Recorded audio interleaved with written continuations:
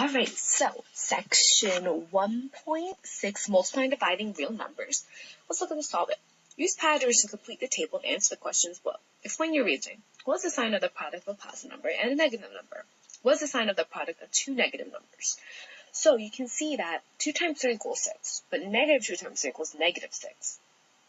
So if you look through, and as we go through the lesson, you'll find out, even without a calculator, what these answers are.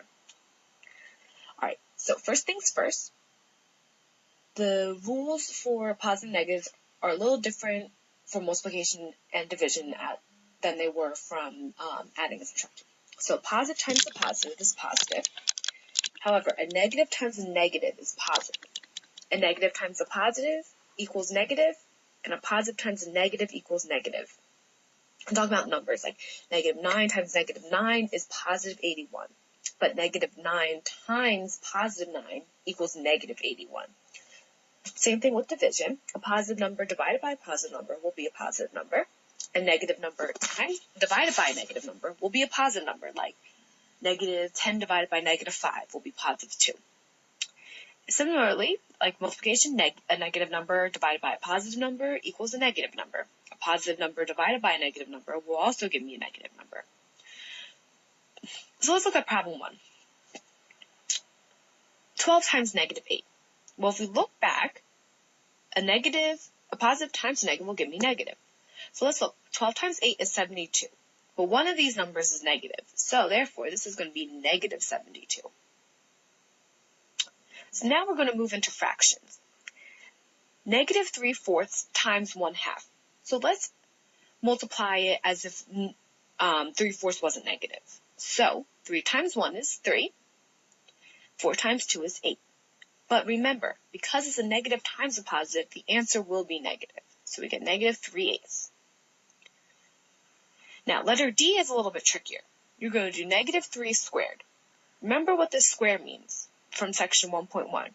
We are going to multiply negative 3 to itself again. So negative 3 times negative 3. Now, remember what we have here. A negative times negative is positive. So, what's 3 times 3? 9. And because both of these are negative, the answer is just 9. So why don't you try letters A and D on the Got It in your student companion. Alright, so now we're looking at problem 2. We want to simplify each expression now. So, negative radical 25. Now let's just imagine first, let's forget about the negative for right now. What's the square root of 25? What same 2 numbers can you multiply together to get 25? Which is 5. However, the outside is negative, so therefore it's going to be negative 5.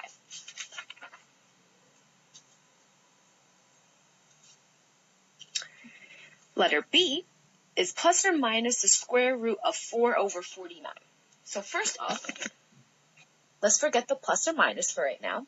The square root of 4 over the radical 49. Square root of 4 is 2, and the square root of 49 is 7. But remember, we also got the plus or minus right here. So it's plus or minus 2 over 7. That means that the answer could be 2 over 7 or negative 2 over 7. But to make it easier, you do plus or minus. So why don't you try these 2 problems right here on the Got It in your student companion. Letter A, radical 64, and letter D, plus or minus radical 1 over 36. So we'll simplify those both. As we move on to problem 3, a skydiver's elevation changes by negative 3,600 feet in 4 minutes after the parachute opens. What is the average change in the skydiver's elevation each minute? So we're trying to find out what his average change is per minute. So what we do is, for each minute, we want to divide. So we do the number of feet, which is negative 3,600, divided by the number of minutes we have, which is 4. So negative 3,600 divided by 4. Now remember, one of these is negative. So first off, 3,600 divided by 4 is 900.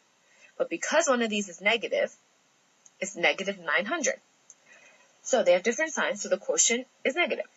So skydivers is negative 900 feet per minute. So why don't you try to Got It? You make 5 withdrawals of equal amounts from your bank account. The total amount you withdraw is $360. What is the change in your account balance each time you make a withdrawal? All right, last problem.